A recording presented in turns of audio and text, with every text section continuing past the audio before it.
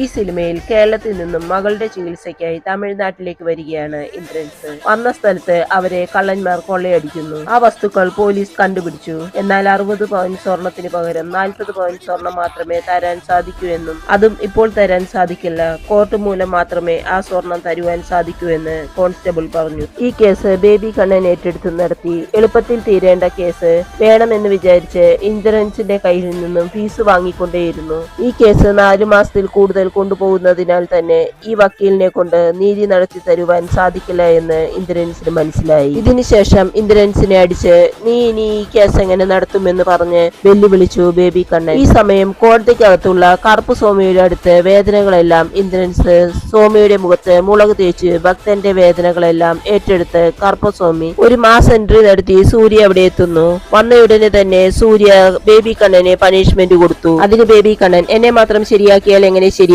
പറ്റുമെങ്കിൽ ഈ കോടതി മുഴുവൻ നേരെയാക്കുവാൻ പറഞ്ഞ് വെല്ലുവിളിച്ചു. സൂര്യ ആ വെല്ലുവിളി ഏറ്റെടുത്തു. ഇനി എന്ത് സംഭവിക്കുമെന്നറിയുവാൻ കറുപ്പൻ മുഴുവൻ കാണുക.